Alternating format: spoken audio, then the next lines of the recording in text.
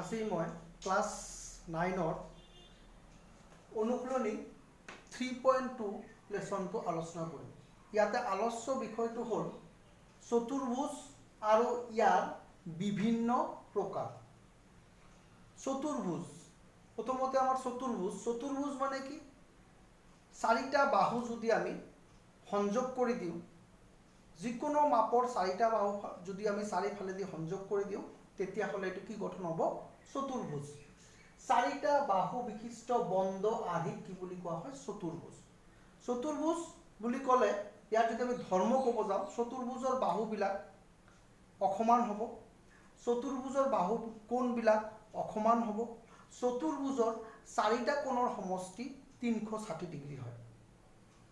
এতিয়া এই চতুৰ্ভুজ, এই চাৰিটা বাহু সংযোগ কৰি আমি বিভিন্ন প্ৰকাৰৰ চতুৰ্ভুজ পাব পাৰোঁ। তাতে আমি এইবিলাক আলোচনা কৰিম। তো চতুৰ্ভুজৰ বিভিন্ন প্ৰকাৰ বুলি ক'লে আমি লিখিছোঁ ট্ৰেপেজিয়াম, চিলা, সামন্তৰিক, ৰম্বাস, আয়ত, বৰ্গ। ধৰ্ম হিচাপে চতুৰ্ভুজবিলাকক 6টা ভাগত ভাগ কৰা হৈছে। তো 1 নম্বৰত আমি আহিম এতিয়া ট্ৰেপেজিয়াম।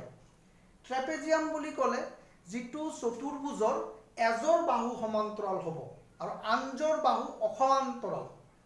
এজৰ বাহু সমান্তৰাল, আনজৰ বাহু অসমান্তৰাল, মানে পেৰেলেল। তো তাক কি বুলি কোৱা হ'ব? ট্ৰেপেজিয়াম। ইয়াতে লিখি দিয়া আছে। চ' ABCD এটা ট্ৰেপেজিয়াম। ইয়াত চিত্ৰমতে AB আৰু BC বাহুটো কি হ'ব? সমান্তৰাল হ'ব। আশা কৰোঁ তোমালোকে সমান্তৰালটো বুজি পাইছা। সমান্তৰাল কেনেকৈ হয়? সমান্তৰাল মানে দুটা বাহু কেতিয়াও লগ নালাগে, আৰু অসমান্তৰাল বাহু দুটা বাহু যেতিয়া অসীমলৈ বঢ়াই দিলে এটা আনটোৰ লগত মিলি যায়, এইটো হ'ব অসমান্তৰাল বাহু। আৰু সমান্তৰাল বাহু হ'ব দুইজোৰ বাহু, এজোৰ বাহু এটা আনটোৰ লগত কি কৰিব? কেতিয়াও লগ নালাগে। তো ইয়াতে আমি কি পালোঁ? AB সমান্তৰাল DC। তো 2 নম্বৰত আহোঁ সামন্তৰিক। যি চতুৰ্ভুজৰ দুইজোৰ বিপৰীত বাহুৱে সমান্তৰাল আৰু সমান, সেইটো হ'ব সামন্তৰিক। এইটোৱে লিখা হৈছে ধৰ্ম।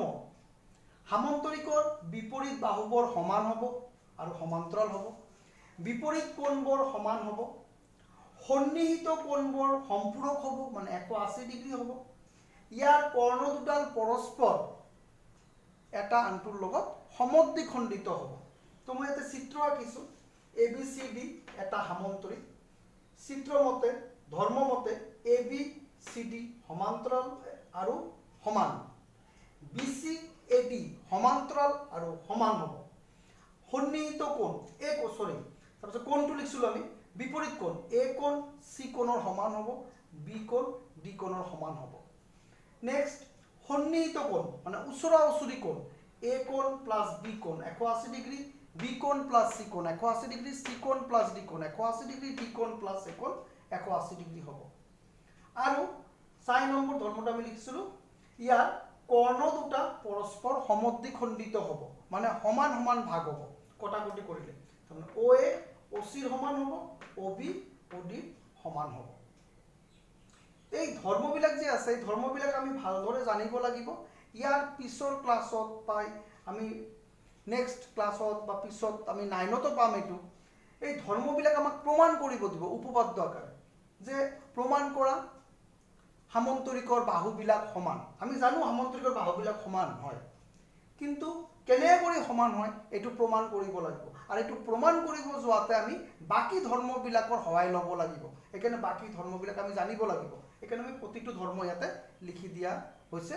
এইবিলাক তোমালোকে ভালদৰে চাব লাগিব। ঠিক আছে, নেক্সট আমি আহিলোঁ ট্ৰেপেজিয়াম গ'ল, সামন্তৰিক গ'ল। তাৰপিছত আমাৰ আহিছে আয়ত। আয়ত বুলি ক'লে সামন্তৰিকত যেনেকৈ পাৰ্থক্যটো কি? সামন্তৰিকৰ বিপৰীত বাহুবিলাক সমান্তৰাল হয়, আয়তৰো কি? বিপৰীত বাহুবিলাক সমান্তৰাল হ'ব আৰু সমান হ'ব। সামন্তৰিকত বিপৰীত কোণবিলাক সমান, কিন্তু আয়তৰ প্ৰত্যেকটো কোণে সমান আৰু প্ৰত্যেকটো কোণ 90 ডিগ্ৰী হ'ব। তো আমি ইয়াতে লিখিছোঁ ইয়াৰ বিপৰীত বাহুবিলাক সমান আৰু সমান্তৰাল, প্ৰতিটো কোণ সমান। এই 2 নম্বৰ পইণ্টৰ পাৰ্থক্য আছে সামান্তৰিকৰ লগত। সামান্তৰিকৰ বিপৰীত কোণবিলাক সমান হয় আৰু আয়তৰ প্ৰত্যেকটো কোণ সমান আৰু প্ৰত্যেকটো কোণ 90 ডিগ্ৰী। সন্নিহিত কোণবোৰ সম্পূৰক, ইয়াতো সন্নিহিত কোণবোৰ সম্পূৰক। ইয়াতে কৰ্ণ দুডালৰ দৈৰ্ঘ্য সমান হ'ব, কৰ্ণবোৰৰ দৈৰ্ঘ্য সমান হ'ব আৰু কৰ্ণ দুডাল পৰস্পৰ সমদ্বিখণ্ডিত হ'ব। তো আমি ইয়াতে এটা আয়ত আঁকছো। আয়ত বুলি ক'লে বিপৰীত বাহুবিলাক সমান, এইটো আয়ত। ইট ঘৰ বনাই যে ইটা, এইটো এটা আয়তৰ দৰে হয়। বিপৰীত বাহুবিলাক সমান, সমান্তৰাল। প্ৰত্যেকটো কোণ 90 ডিগ্ৰী, আমি লিখিছো ইয়াতে ধুনীয়াকৈ লিখি দিয়া আছে। সন্নিহিত কোণবিলাক 180 ডিগ্ৰী। A কোণ B কোণ 180 ডিগ্ৰী, B কোণ C কোণ 180 ডিগ্ৰী, C কোণ D কোণ 180 ডিগ্ৰী, D কোণ A কোণ 180 ডিগ্ৰী। নেক্সট, কৰ্ণ দুটা সমান বুলি কৈছে ইয়াতে, AC আৰু BD সমান আৰু কৰ্ণ দুটা সমদ্বিখণ্ডিত হ'ব। OA equal OC, OB equal OD। Next আমাৰ আহিব ৰম্বাস। সামান্তৰিকৰ আটাইবোৰ বাহু সমান হলে সেইটো হ'ব ৰম্বাস। ৰম্বাস হ'ল যাৰ প্ৰত্যেকটো বাহু সমান হয় কিন্তু কোণবিলাক সমান নহয়। আমাৰ মেইন ধৰ্মটো হ'ল এইটো। আমি এটা লিখিছো, ৰম্বাসৰ প্ৰতিটো বাহুৰ মাপ সমান কিন্তু কোণবোৰ সমান নহয়। ৰম্বাসৰ কৰ্ণ দুডাল পৰস্পৰ লম্বভাৱে সমদ্বিখণ্ডিত হয়। চিত্ৰৰ পৰা আমি লিখিছো AB, BC, CD, DA এইটো সমান হ'ব, কোণবিলাক সমান নহয় লিখি দিছো। তাৰপিছত কৰ্ণ দুটা এটা আনটোৰ লগত লম্ব, AC লম্ব BD বা BD লম্ব AC। অৰ্থাৎ কৰ্ণ দুটা যেতিয়া কটাকটি কৰিব তেতিয়া ইয়াতে উৎপন্ন হোৱা কোণবিলাক কি হ'ব, 90 ডিগ্ৰী। প্ৰত্যেকটো কোণ কি হ'ব, 90 ডিগ্ৰী। নেক্সট আমাৰ 5 নম্বৰ আহিল বৰ্গ। ৰম্বাস আৰু বৰ্গৰ মাজত পাৰ্থক্য, ৰম্বাসৰ বাহুবিলাক সমান হয়, কোণবিলাক সমান নহয়, কিন্তু বৰ্গৰ বাহু আৰু কোণ দুটাই সমান। প্ৰত্যেকটো বাহু সমান, প্ৰত্যেকটো কোণ সমান আৰু প্ৰতিটো কোণ 90 ডিগ্ৰী। এইটো ইয়াতে লিখা হৈছে, আমি চিত্ৰৰ পৰা লিখিছো ইয়াতে ABCD, প্ৰত্যেকটো বাহু সমান, তো AB BC CD DA সমান হ'ব। প্ৰতিটো কোণ সমান আৰু 90 ডিগ্ৰী। A কোণ B কোণ C কোণ D কোণ 90 ডিগ্ৰী। কৰ্ণ দুটা, বৰ্গৰ কৰ্ণ দুডাল পৰস্পৰ লম্বভাৱে সমদ্বিখণ্ডিত হয়। AC লম্ব BD কৰ্ণ দুডাল আৰু কৰ্ণবিলাক সমদ্বিখণ্ডিত হয়। OA equal OC, OB equal OD আৰু কৰ্ণবোৰ সমান হয়। AC আৰু BD টো সমান। তাৰমানে আয়ত আৰু বৰ্গৰ কৰ্ণ দুটা সমান হয়, এইটো আমি জানিব লাগিব। তো ধৰ্মবিলাক যদি তোমালোকে ভালকৈ পঢ়া, তোমালোকে প্ৰত্যেকটো চতুৰ্ভুজৰ সম্বন্ধে এটা ধুনীয়া ধাৰণা হৈ যাব। তো ইয়াতে প্ৰথমতে যেনেকৈ আমি ক'লো, যেনেকৈ প্ৰমাণ কৰিব দিব, ঠিক এনেকৈ ধৰা আয়তৰো প্ৰমাণ কৰিব দিব পাৰে যে আয়তৰ যে প্ৰতিটো কোণ 90 ডিগ্ৰী হয়, প্ৰমাণ কৰি দেখুওৱা। তো এইটো কৰিবৰ কাৰণে আমাৰ বাকী ধৰ্মবিলাক জানিব লাগিব, বাকী ধৰ্মবিলাকৰ সহায় লৈ আমি প্ৰমাণ কৰিব লাগিব। সেইকাৰণে ধৰ্মবিলাক তোমালোকে ভালকৈ বুজিবা আৰু এইটো ধুনীয়াকৈ নোট ডাউন কৰিবা আৰু এইটো পঢ়িব লাগিব। নেক্সট আমাৰ আৰু এটা থাকি গৈছে চিলা। চিলাটো কি? সন্নিহিত বাহু দুইযোৰ যদি পৰস্পৰ সমান হয়, এইটো কি হ'ব, চিলা। সন্নিহিত বাহু দুইযোৰ, ধৰা মই ইয়াতে মুছিলো, এইটো আমাৰ হ'ল সন্নিহিত বাহু দুইযোৰ। কি লিখিবা এইটো? সন্নিহিত বাহু দুইযোৰ পৰস্পৰ সমান হলে তাক চিলা বোলে। সন্নিহিত বাহু দুইযোৰ পৰস্পৰ সমান হলে তাক চিলা বোলে। এতিয়া চিলা বুলি ক'লে আমি চিলাটো কেনেকৈ আঁকিম?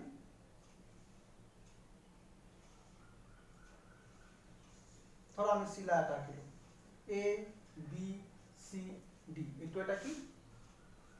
চিলা। সন্নিহিত বাহু, তাৰমানে AB ইকুৱেল AD হ'ব, এই দুটা বাহু সমান হ'ব আৰু BC ইকুৱেল CD।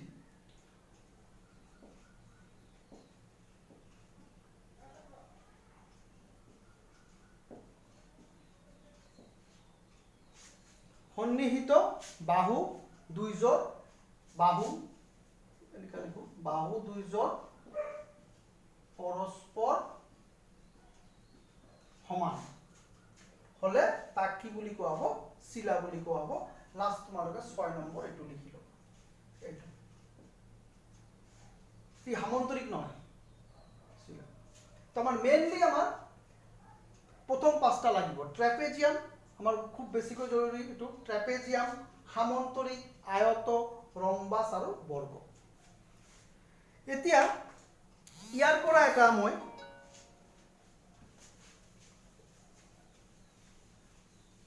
তালিকা এটা দিম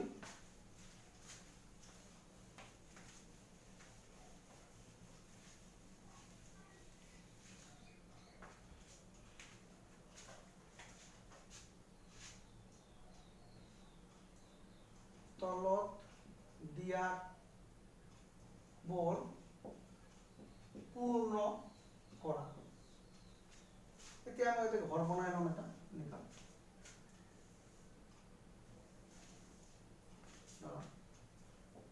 চতুৰ্ভুজ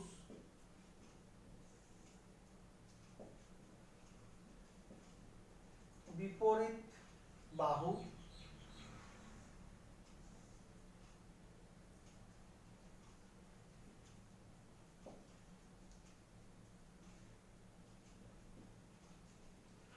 বিপৰীত বাহু সমান্তৰাল আৰু সমান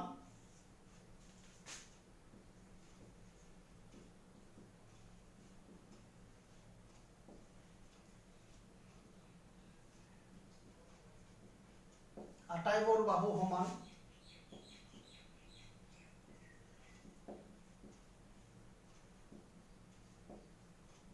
বিপৰীত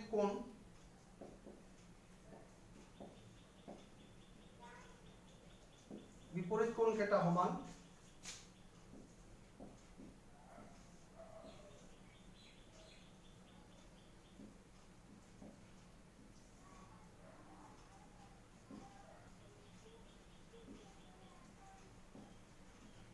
পৰস্পৰ লম্ব এতিয়া আমি ইয়াতে কি কৰিব লাগে মই এইটো দি আছো ইয়াতে ধৰা প্ৰথমতে লিখিলো সামন্তৰিক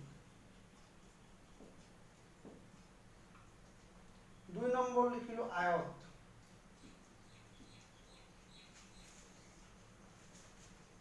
3 নম্বৰ লিখিলো বৰ্গ 4 নম্বৰ লিখিলো ৰম্বাস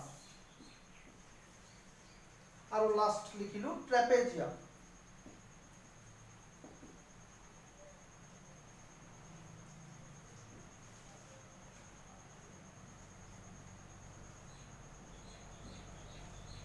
এতিয়া কি কৰিব লাগিব মই এটা দেখাই দি আছো তোমালোকে ধৰ্মবিলাক পঢ়িব লাগে আৰু এই বক্সবিলাক ফিল আপ কৰিব লাগিব ফিল আপ কৰি তোমালোকে দেখাব লাগে আৰু যেনেকৈ সামন্তৰিকৰ বিপৰীত বাহুবিলাক সমান্তৰাল হয় নে নহয় আমাৰ হয় বুলি লিখি বিপৰীত বাহুবিলাক সমান হয় নে নহয় হয় আটাইবোৰ বাহু সমান হয় নে নহয় আটাইবোৰ বাহু সমান নহয় বিপৰীত বাহুবিলাকে সমান হয় এটো লিখিম নহয় বিপৰীত কোণ কেইটা সমান হয় বিপৰীত কোণ কেইটা সমান হয় কৰ্ণবোৰ সমান হয় নেকি নহয় কৰ্ণবোৰ পৰস্পৰ লম্ব হয় নেকি নহয় পৰস্পৰ লম্ব নহয় তো এনেকা লিখিব লাগিব ঠিক তেনেকৈ ধৰা আয়তৰ বিপৰীত বাহুবিলাক সমান্তৰাল হয় বিপৰীত বাহুবিলাক সমান হয় আটাইবোৰ বাহু সমান নহয় বিপৰীত কোণ কেইটা সমান প্ৰত্যেকটো কোণে সমান এটো হয় তাৰ পিছত কৰ্ণবোৰ ইয়াত সমান হয় আমি পাইছো কৰ্ণবোৰ কি হয় সমান হয় তো তেনে কৰি আমি এইটো ফিল আপ কৰিব লাগে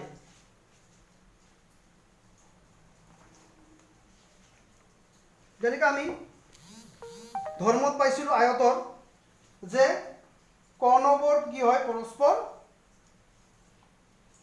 সমদ্বিখণ্ডিত হয়, কিন্তু এইটো লম্বভাৱে সমদ্বিখণ্ডিত নহয়। তো ঠিক তেনেকৈ আমি বাকীবিলাকো এনেকৈ ফিল আপ কৰিব লাগে। তোমালোকে ধৰ্মবিলাক চাই এইখিনি ফিল আপ কৰিবা। তো আমাৰ এইখিনি যদি তুমি এইটো ধৰ্মবিলাক ফিল আপ কৰিব পাৰা, তোমালোকে ধৰ্মবিলাক চাই লৈ এইটো ফিল আপ কৰিবা। তো আশা কৰিম তোমালোকে ধৰ্মবিলাকৰ সম্বন্ধে এটা আইডিয়া হৈ যাব। তো নেক্সট পাৰ্টত আমি 3.2 লেচনৰ অনুশীলনীৰ যিবিলাক অংক আছে সেইবিলাক আমি সমাধান কৰিবৰ কাৰণে চেষ্টা কৰিম। তো আজি ক্লাছটো আমি ইয়াতে শেষ কৰিলোঁ। ধন্যবাদ।